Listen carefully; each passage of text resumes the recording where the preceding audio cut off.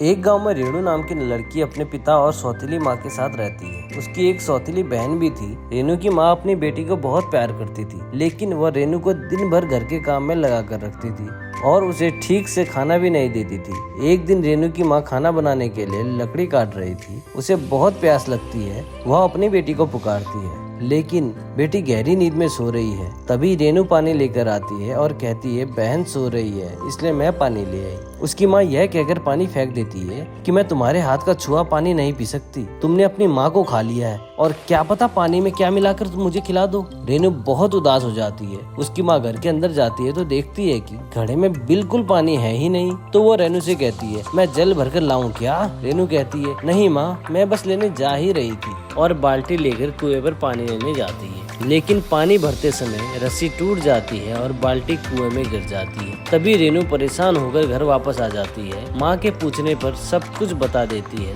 तब उसकी माँ उसे बहुत कुछ कहती है और कहती है कि जब तक बाल्टी वापस नहीं आ जाती तब तक घर वापस मत आना। अगर तुम आओगे तो मैं तुम्हारे हाथ पैर में तोड़ दूंगी। रेणु कुएं पर वापस आती है और बिना कुछ सोचे समझे कुएं में कूद जाती है। जब उसे होश आता है तो वह एक अलग ही दुनिया में होती है जो बहुत खूबसूरत है। रेणु ये सब देखकर बहुत खुश होती है। जब वह घूमते घूमते थक जाती है तो पेड़ के नीचे बैठ जाती है। अब उसे भूख भी लगी थी। उसे सामने एक हवेली दिखाई देती है। जब वह जाकर उसमें देखती है तो उसे वहाँ एक परी मिलती है। परी उससे पूछती है, आप यहाँ क्या लेने आए हैं? क्योंकि यहाँ पर कोई कुछ न कुछ लेने आता है। फिर रेणु परी को बाल्टी लेने के बारे में बताती है। रेणु की बात सुनकर परी सब कुछ समझ जाती है और उससे बात करती है। बेबी, मेरे साथ आओ और उसे एक कमरे में ले जाओ। उस कमरे में कई तरह के व्यंजन रखे हुए हैं। परी रेणु से कहती है, पहले तुम कुछ खा लो, आप भूखे होंगे। रेणु पेट भरकर खाना खाती है। तब देवदूत उसे उस स्थान पर ले जाता है जहाँ बाल्टियाँ रखी जाती है। उनमें से वह रेणु से अपनी बाल्टी खोजने के लिए कहते हैं। रेणु देखती है वहाँ पर सोने चांदी की बाल्टियाँ रखी हैं। तभी उसकी नजर अपनी टूटी हुई लोहे की बाल्टी पर पड़ती है। वह अपनी बाल्टी उठाती है। यह देख परी रेणु से कहती है, बेटी,